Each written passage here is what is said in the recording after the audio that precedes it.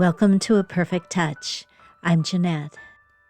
Sewing a complete 1930s wardrobe meant sewing from the inside out. First, I made and shared with you bras and tap pants, then slips, then a corset garter belt for those smooth lines under clingy fashions, then a museum piece recreation of the Kestos bra and Zoma belt. I was able to create that Underthings collection with a selection of rayon, silk, satin, and lots of remnants. There was very little fabric left when I was finished, but then I saw this wonderful pattern from Wearing History named Gigi, early 1930s combination underwear. It is from the Wearing History Restovival line, meaning it is an original historic pattern that has been restored. It is offered as a multi-size pattern for bust 30 to 42 and has cutting diagrams, cutting and fitting tips, the original period sewing instructions, and supplemented instructions. I purchased this as an e-pattern, and the printing and using directions are thorough. The pattern assembles easily. In my reference book, Everyday Fashions of the 30s, as pictured in Sears catalogs edited by Stella Bloom, there are silk combinations called all-in-one combinations or a chemise. I scour my bin of orphan cuts and find just enough of the blue china silk used for a 1930s bra and tap pants set, and a feathered pattern peach and brown silk crepe de chine used for a 1930s slip. Do these colors blend since they are a cool and a warm and on the opposite sides of the color wheel? It's a matter of personal taste for sure, but it works for me since there is just enough fabric, and the people who see these will be very close friends and understanding of my need to use every scrap of fabric available to me. I cut the upper back and side backs from the blue china silk. The upper front and shoulder straps are cut from the peach and brown patterned silk. The lower front is cut from the peach and brown. The side godettes are cut from the blue. The lower back and gusset fronts and backs are cut from the peach and brown fabric. Time to sew. The upper back and upper side back pieces are sewn and pressed. The upper front has 4 darts sewn and pressed. The upper front and upper back are joined at the right side, and the left side is left open for the closure. The lower front and lower back are sewn together. The right side is sewn from the top edge to the point where the godette will be inserted. The left side is sewn leaving a portion of the top edge open for the closure, and then down to the godette insertion point. All those markings are very clear on the pattern. As you can probably tell, my fabrics are beautifully light, and I decide to sew a seam which will be easier with my slippery fabrics. I turn under the 3/8 inch seam allowances where the godette will be inserted and press. The notches on the godette and press seam allowances are aligned and pinned. The raw edge of the godette is aligned to the raw edge of the press seam allowance and pinned. Turning the fabric to the right side, I pin the top layer securely in place for sewing, and then remove the first set of pins from the wrong side. Using my zipper foot, I machine sew close to the folded edge. This method also allowed me to create a nice sharp point at the peak of the godette. I call this a lap seam, although there may be other names for it. Where I've used this on other projects, I've sewn another line of top stitching further from the edge, but inside the seam allowance to ensure the seam allowance remains flat. It's an easy and strong seam finish, I feel. Now the upper and lower sections can be joined, and I use the same method I used for the godettes, laying the top section over the lower and top stitching. With some narrow hemming at the upper and lower edges and the addition of shoulder straps, this could be a cute and easy to sew short slip or summer dress.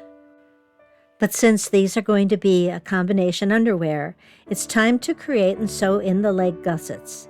The fronts and backs are sewn for the right and left side, and the seams are pressed. The center seam is sewn and pressed.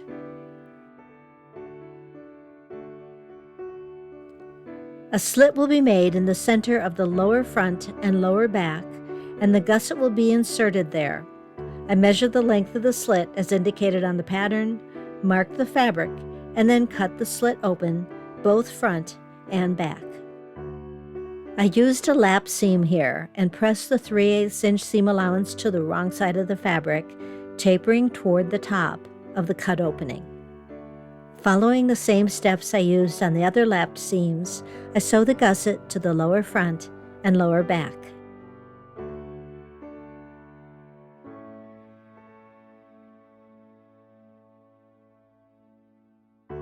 Time to improvise, as I don't have enough fabric for the left side placket for closures.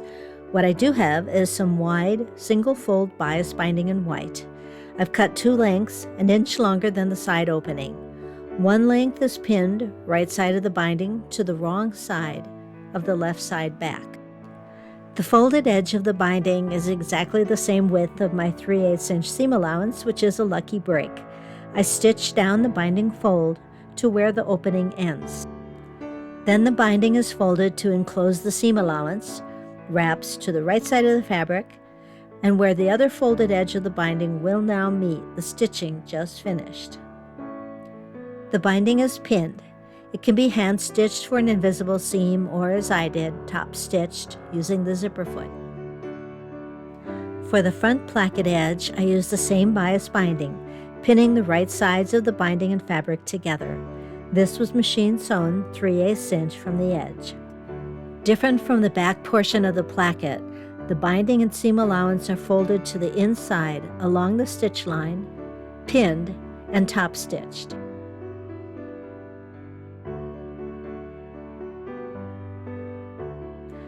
To hold the placket in place, the bottom of the overlap is stitched from the previous top stitching to the seam.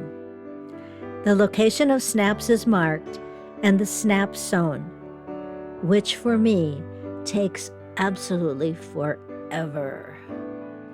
A 3/8 inch seam allowance is pressed into the upper edge and both leg openings. The raw fabric edge is turned to the press line, pinned and top stitched using the zipper foot. This narrow hem on the upper edge is different than called for in the pattern directions, but was my finish of choice for all previous 1930s underthings and works well with this lightweight fabric, giving a bit of structure to the edges. All that is left are the shoulder straps. They are sewn right sides together along the long edge, turned right sides out and pressed. They're attached to the upper edge as marked on the pattern, adjusting the length for my fit. The ends are turned up to the inside and then hand stitched along the top stitching line with a small tack at the upper edge.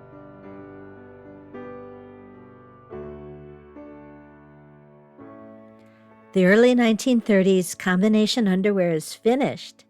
It's cute, and those godettes are so fun with that touch of blue.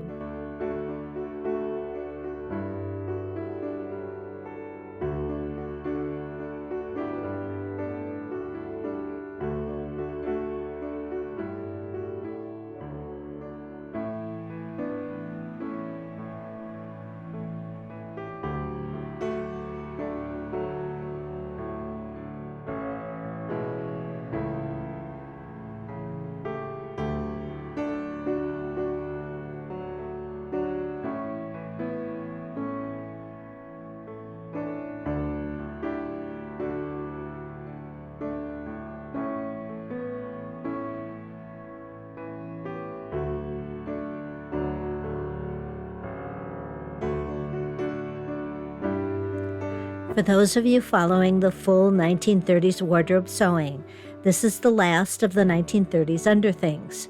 I've left blog post and video links for each individual make, and I'll add this make to the playlist. Next up will be the fun, casual day wear creations for 1930s. Thank you for being here, and until then,